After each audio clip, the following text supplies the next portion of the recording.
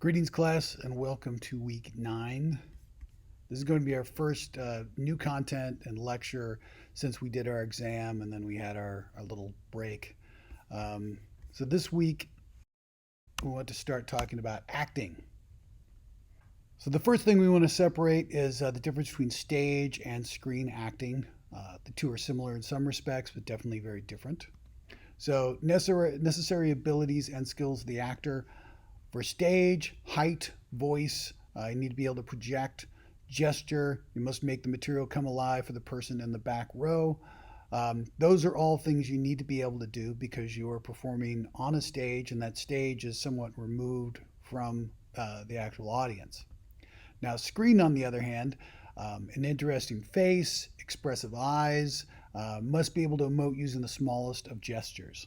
So, for a screen actor, you need to be able to be very small. You need to be able to tell your story by doing as little as possible. So, very, very different, at least in the physicality of these two things. So some theater actors can't act small enough for the screen, and they kind of look like silent movie actors, exactly the kind of people that were being made fun of in Singing in the Rain. And then some screen actors can't open up physically and act big enough for the theater, which is what often happens when you have screen actors that decide they want to go and try to be stage actors, but they have a hard time cutting it because they're just not used to the physicality that's demanded of them. Okay. Also, the stage actor needs to act nonstop for prolonged periods of time, sometimes, minutes, hours, while the screen actor only needs to maintain the drama for the length of the shot. So that could be anywhere from 7 seconds to, let's say, 7 minutes if it's a long take style piece. Most of the time, their performance is going to be cut into little tiny bits, very much unlike what we saw in Down by Law, which was an example of the long take style with the I scream, you scream, we all scream for ice cream scene. That's one that lasts for several minutes, and they actually are able to ramp up the intensity very much like stage actors are able to. So, types of actors, we have extras. Crowds, space fillers, no speaking parts, no talent necessary. But you need to be able to be there, and it pays $0 to $50 a day. I've heard you can actually get paid more, but back when I lived in LA and was almost an extra in something, I almost got paid $50 a day. That was the going rate at the time. Then we have non-professionals. These are amateur actors who look authentic and may or may not actually be able to act. People just interesting faces in some cases. But most of the cast of the movie City of God definitely came from non professionals who happened to live in the City of God. They cast them in the film and then had a few professionals around them. Then we have trained professionals, and this is the bulk of all actors. They're trained, they're talented, they're capable of playing pretty much any part. Semi recognizable. You might see a person and say, oh, I've seen that person in a few things before, but they're not a star. Um, they're not quite famous yet. At some point, they can be. And then occasionally they'll land lead roles in indie films, which is a good way for these trained professionals to go from being, bit players to actually having bigger, juicier parts. They go over to an indie film where they're looking for somebody who's recognizable in order to kind of push the film to the next level. And these folks make a decent living, but they don't make star money. Okay. And then you've got stars, and this is the reason why you watch movies in some cases. You go see, hey, I'm going to go see a Brad Pitt movie, or I want to go see something with Dwayne The Rock Johnson because it's Dwayne The Rock Johnson. The reason movies get made. So if you have a star attached to a project, it's about 1,000 times more likely to get made. Except for right now, but this is a totally strange, anomalous time that hopefully won't destroy Hollywood as we know it. In many cases, they're breathtakingly beautiful and/or statuesque. Sometimes they're teeny tiny, like just amazingly tiny. You'd just be surprised how small they are. And also like ridiculously skinny too. Like if you see an actor in real life, it's like, wow, that's not having the camera on like sucks another 10 pounds off of them or something. And then they make 10 to 20 million per film, sometimes more, especially with back end deals and things like that. Because they're the reason the films get made. They're the reason Hollywood makes money, and they're banking on these stars in order to do that. It's not necessarily their fault. They find themselves in a position where they become immensely popular, and that's how it works. Okay. I don't know why the acting title came last. It drives me crazy in PowerPoint. Okay, I'm going to stop. So, types of acting. Shakespearean. One of the things that's kind of considered to be a rule of anything, okay, not just Hollywood, but if you can do Shakespeare convincingly, you can do anything. And I'm sure some of you have seen like community college Shakespeare before. It's not always the best. People try their hardest, but it's really hard to make Shakespeare come alive for any audience. So if you can do that, then it means you can play pretty much anything. And there are a lot of very famous Shakespearean actors out there. Sir Patrick Stewart, Sir Ian McKellen, they can play captains of starships, they can play wizards, they can play Nazis, they can play anything because they've done Shakespeare. Shakespeare requires you to do everything. Next, we have the method or method acting, and I'm sure you've heard of actors who are method actors, which usually is just a way of saying the person's really, really weird. We're not even going to talk about Jared Leto in this context. I guess I just did. But it's based on Stanislavski's training techniques involving psychoanalysis, meaning the subtext of that particular character or that particular role should be attached to your subconsciousness.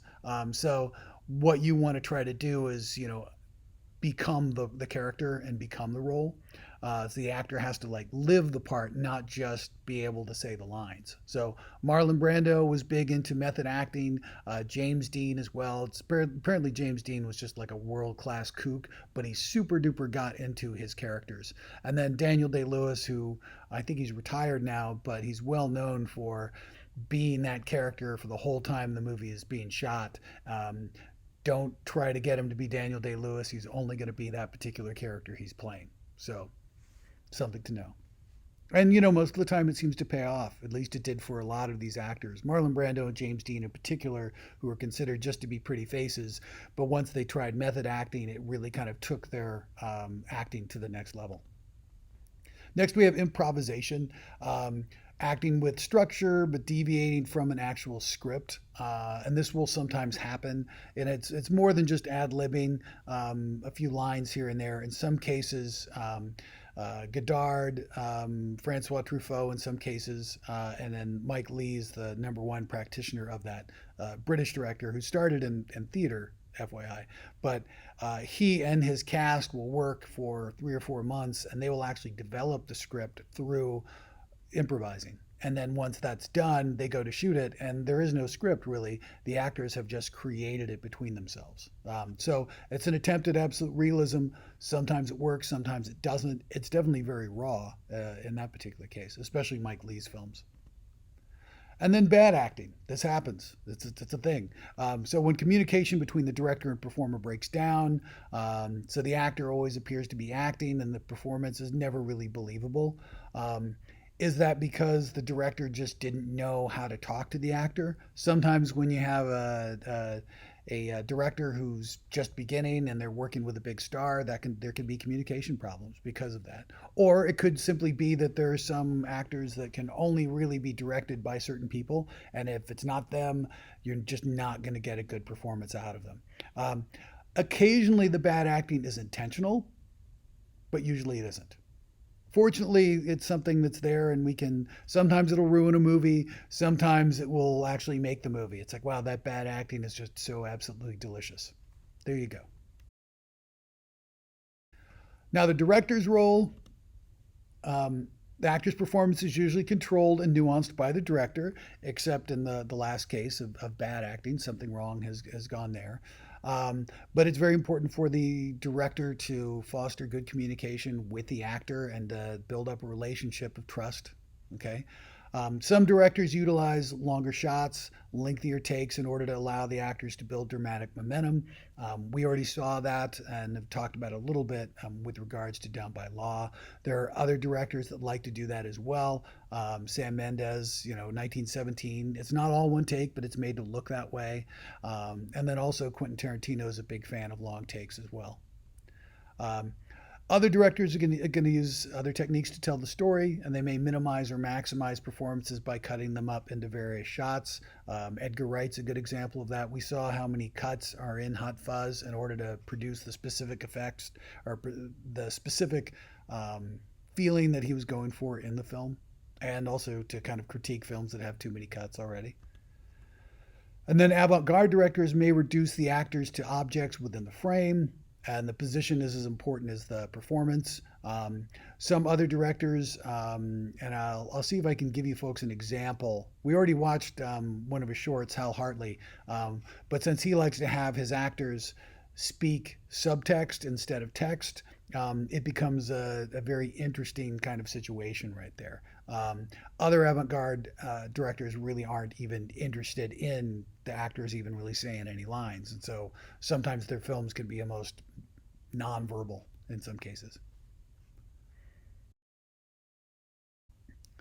So the movie for this week is Split, written and directed by M. Night Shyamalan, who I rip on constantly. I'll admit that. Okay. But this was a surprising return to competency for him. So Split is one of those movies that kind of came out of nowhere. And if you've seen this film or know about it, you'll know why we're using it for acting. The synopsis for it: three girls are kidnapped by a man with multiple personalities. During their captivity, they try to manipulate some of them to win their escape before a new deadly personality emerges. So if you have one actor who is playing multiple characters in the same body, obviously there's a whole lot of acting going on here, and that's definitely the case. So the kidnapper, Kevin, who's played by James McAvoy, his professional preparation for playing multiple personalities consisted of, you guessed it, Shakespeare. So he was a Shakespearean actor. So he knows how to really, really get into a role that is very, very demanding, which is what you have to do when you do Shakespeare. What's odd enough in this is even though he's playing multiple characters who have different accents, from Philadelphia English accents to God knows whatever monster, he doesn't get to use his actual accent in this film, which is kind of funny because he's actually Scottish. I'm wondering maybe in Glass he actually gets to be a Scottish character at some point, but I can't really remember. Unfortunately, Glass it kind of sucked. Just saying. So that sequel was released earlier this year and presented more of the 24 personalities. So there's a character with 24 personalities in this film, but you never get to see all of them. And that one, in Glass, we get to see a few more of them. But we should have a whole discussion on why Glass sucked. But whatever. Maybe we will, maybe we won't. So the questions for this week. Number one, what is the purpose of Kevin's alternate personalities? And why have the girls been kidnapped? So there's a reason for Kevin to have these alternate personalities, and the film goes through that, especially because his therapist is one of the main characters in the film. And then also, why have the girls been kidnapped? There's a specific reason why he's done that. There's a purpose for them. We want to talk about that.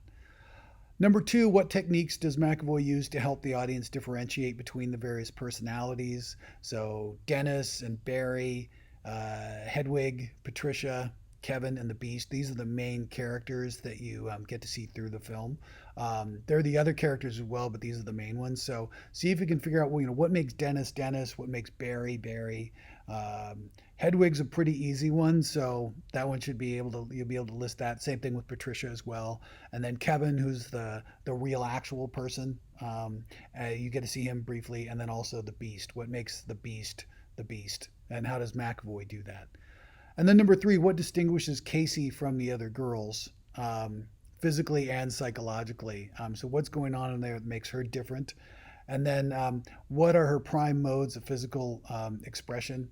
And if you know the actress that plays Casey, Anya Taylor-Joy, it's pretty easy to tell what it is that she's using, but we can talk about that in the discussion. So good luck on this. Enjoy the movie. I'm still not sure how I'm going to do an actual discussion for this. Either I'm going to create another little discussion section for this, or we might try to do like a live discussion. I may survey you folks to see what works best for you, but we'll figure out something. Let me show you really quickly where all this stuff is going to live too, just so you folks can navigate it. So if we go to the class and scroll down, notice I've broken everything up into pages now. So if we go to week 9, what we have right now is the notes, accessible notes in PDF form. This lecture is going to live there as an embedded link. And then also there's a good acting, bad acting discussion, which I want you folks just to go to town, what you think are good performances, bad performances. And then I will probably throw another discussion in here as well about the discussion questions. And then also there will be a link to Split on here too. I'm still waiting for that to come from the school, but I will provide you folks with links to all the movies to watch. Okay. Enjoy. Good luck. I'll talk to you folks later.